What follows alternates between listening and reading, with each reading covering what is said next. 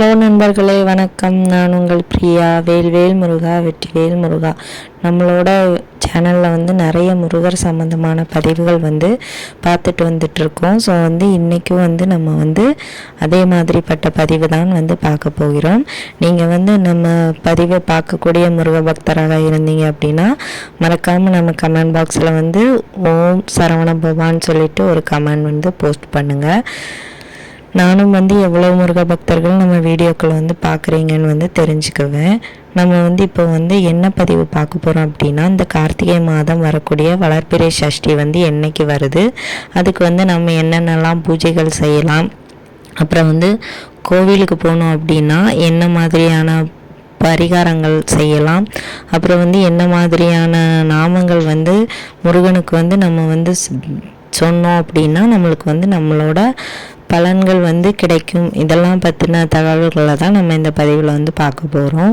So நீங்கள் முருகனுக்கு முதல்ல அலங்காரம் என்ன மாதிரி பண்ணணும் அப்படின்னு பார்த்தீங்கன்னா, செவ்வரளி மலர் முருகனுக்கு ரொம்பவும் பிடித்த மலர், இல்லைன்னா மல்லிகை பூ மலர். இதில் ரெண்டுலேயும் ஏதாச்சும் ஒன்று கிடைச்சாலும் உங்களுக்கு ரொம்பவும் நல்ல விசேஷமாக இருக்கும். அந்த மலர்களால் நீங்கள் அவரை அலங்காரம் பண்ணி வச்சுக்கோங்க. வேல் இருந்துச்சு, இல்லை சிலை வழிபாடு பண்ணுறீங்க அப்படின்னா அதுக்கும் நீங்கள் அலங்காரங்கள் பண்ணி வச்சுக்கோங்க. அதுக்கப்புறமா நீங்கள் தீபம் ஏற்றுறது எத்தனை தீபம் ஏற்றணும் அப்படின்னு பார்த்தீங்கன்னா, 1 ஏற்றலாம், இல்லை 2, இல்லை 6. ஆறுமுகனுக்கு 6 ரொம்பவும் விசேஷம். 2 தீபங்கள் ஏற்றுனீங்க அப்படின்னா அது அதிர்ஷ்டத்தை தரும், மகாலட்சுமியோட அருள் இருக்கும். அதே மாதிரி 1 தீபம் ஏற்றினீங்கனாலும் ஒன்றும் பிரச்சனை கிடையாது. ஏற்றுற தீபம் நெய் தீபம் இல்லைன்னா நல்லெண்ணெய் தீபமாக இருக்கணும். இதுவும் ரொம்ப முக்கியம். அப்புறம் பஞ்சுத்திரி போட்டு எப்போ போல் நீங்கள் உங்களுக்கு பிடிச்சது அப்படின்னா சிவப்பு நிற திரியோ இல்லை பச்சை நிற திரியோ போட்டு ஏற்றலாம்.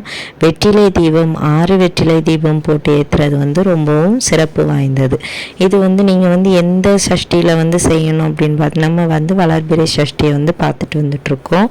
ஸோ இந்த வளர்பிறை சஷ்டியில் நம்ம என்னென்ன விஷயங்களுக்காக பூஜைகள் தொடங்கலாம் அப்படின்னு பார்த்தீங்கன்னா, உங்களுக்கு திருமண தடை, அப்புறம் குடும்பத்தில் பிரச்சனை, பிள்ளைங்களுக்கு படிப்பு வரல, உடல்நிலை சரியில்லை, அப்புறம் குழந்தை இல்லை, தொழில் தொடங்க போகிறேன், வீடு கட்ட போகிறேன், இந்த மாதிரி சுப நிகழ்ச்சிகளுக்காக நீங்கள் ஒரு நல்ல காரியங்களுக்காக தொடங்குறத வளர்பிறை சஷ்டியில் தொடங்குனீங்க அப்படின்னா கட்டாயமாக உங்களுக்கு வெற்றிகள் கிடைக்கும்.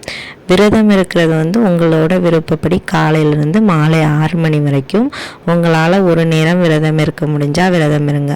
காலையில் விரதம் இருந்தீங்க அப்படின்னா உடம்பு கொஞ்சம் டயர்டாகும். அதுக்கு நீங்கள் மத்தியானம் எடுக்கிறது ரொம்பவும் சிறப்பாக இருக்கும். காலையில் ஏதாச்சும் சின்னதாக சாப்பிட்டுக்கோங்க. மத்தியானம் ஒரு வேளைக்கான சாப்பாடு இல்லாமல் விரதம் எடுங்க.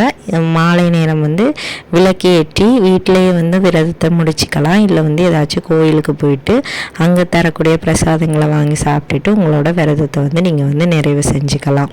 அது இப்போ நீங்கள் வளர்பிறை சஷ்டிக்கு கோவிலுக்கு போகிறவங்களாக இருந்தீங்க அப்படின்னா நீங்கள் என்னென்னலாம் பண்ணலாம் அப்படின்னா, கோவிலில் போய்ட்டும் தீபம் ஏற்றலாம், அப்புறம் பூஜைக்கான பொருட்கள் வாங்கி கொடுக்கலாம், அப்புறம் அபிஷேகத்துக்கு பொருட்கள் வாங்கி கொடுக்கலாம். அப்படி இல்லை அப்படின்னா ஏதாச்சும் பிரசாதங்கள் செய்கிறதுக்கான பொருட்கள் வாங்கி கொடுக்கலாம். உங்களுக்கு என்னென்ன தோணுவோ, சந்தனம், விபூதி, குங்குமம், அப்புறம் அபிஷேகத்துக்கான பால், பன்னீர், அப்புறம் விளக்கேற்றுறதுக்கு நெய், இந்த மாதிரி வாங்கி கொடுக்கலாம். இல்லை முருகருக்கு பிடித்த தேன், தினை மாவு, இந்த மாதிரி பொருட்கள் வாங்கி கொடுக்கலாம். உங்களுக்கு என்ன விருப்பமோ அதை நீங்கள் மனசார வாங்கி கொடுங்க.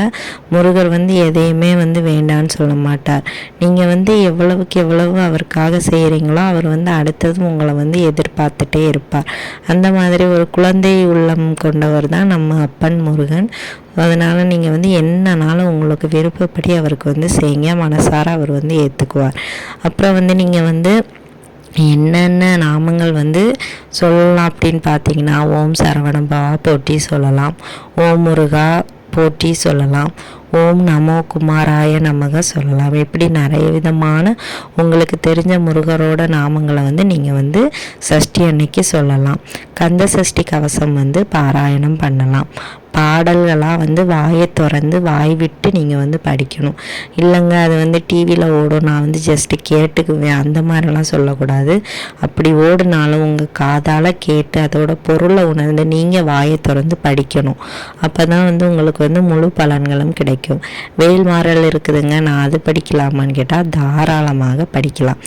எப்போ வந்து விளக்கேற்றி நம்ம வந்து விரதத்தை ஸ்டார்ட் பண்ணலாம் அப்படின்னு பார்த்தீங்கன்னா, நீங்கள் வந்து காலையிலேயே தொடங்கிடுங்க. காலையில் பிரம்ம முகூர்த்த டைமை விட்டீங்க அப்படின்னா காலையில் ஹோரை நேரத்தில் தொடங்குங்க, 6 to 7.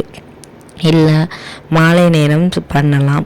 விரதம் இருக்கிறதுனால நம்ம வந்து கண்டிப்பாக காலையிலே வந்து குளிச்சுட்டு நம்மளோட விரதத்தை வந்து தொடங்குறது வந்து ரொம்பவும் நல்லது. விரதம் இருக்கலாம், ஆனால் வந்து விளக்கெல்லாம் ஏற்றணும் அப்படின்னா ஹோரை நேரத்தில் பண்ணுங்கள், இல்லைன்னா மாலை 6 மணிக்கு நேரம் மேலே பண்ணுங்கள். இல்லாட்டி வந்து இரவு 8 to 9 ஹோரை இருக்கும், அந்த நேரம் வந்து பண்ணுங்கள்.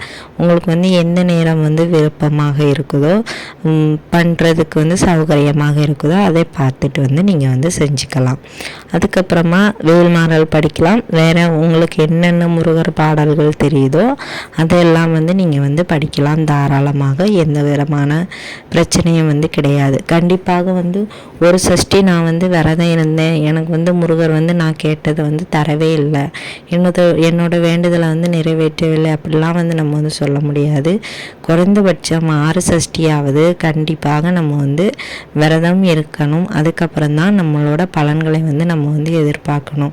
ஏன்னா வந்து நம்ம கர்ம வினையின் அடிப்படைகளில் தான் வந்து நம்மளுக்கு வந்து பலன் வந்து கிடைக்கும். நம்ம வந்து இப்போ ஒரு சஷ்டி இருக்கிறோம் அப்படின்னா கண்டிப்பாக நம்மளோட கர்ம வினைகள்லேருந்து கொஞ்சம் குறைய ஆரம்பிச்சிடும். அப்படி ஒவ்வொரு சஷ்டியும் நம்ம இருக்க அந்த கர்ம வினையோட தாக்கம் வந்து நம்மளுக்கு வந்து குறைஞ்சி நம்மளுக்கு வந்து நற்பலன்களை வந்து முருகர் வந்து தருவார். அது வந்து நம்மளை வந்து எளிமையாக அடைந்துடும்.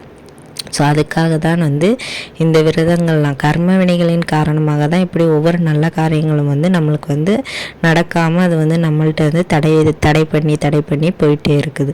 அது தெரியாமல் நம்ம வந்து கடவுளை கும்பிட மாட்டேன், நீ எனக்கு எதுவுமே செய்யலை, நான் உனக்கு எல்லாமே செய்கிறேன் அப்படிலாம் சண்டையெல்லாம் போடுவோம்.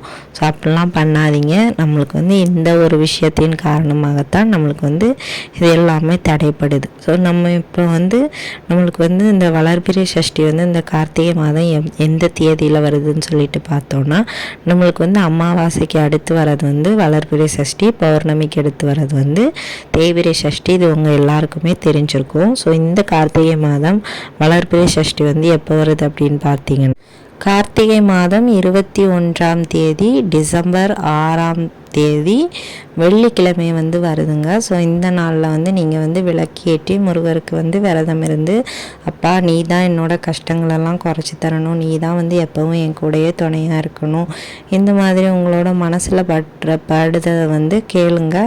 கட்டாயமாக முருகர் வந்து நிறைவேற்றி தருவார். இது எல்லாமே வந்து நம்மளோட சொந்த கடவுளாகிய கந்த கடவுள் நம்ம அனைவரையுமே காப்பாற்றுவார். நீங்களும் இந்த வளர்பிறை சஷ்டியில் விரதம் இருக்கிறீங்க அப்படின்னா கட்டாயமாக உங்களுக்கு வந்து அனைத்து பலன்களும் கிடைக்கும். இந்த வீடியோவின் பதிவு வந்து உங்களுக்கு உபயோகமாக இருந்துச்சு அப்படின்னா கட்டாயமாக ஒரு லைக் பண்ணுங்கள். இந்த வீடியோவின் முழு பதிவை பார்த்ததற்கு மிக்க நன்றி.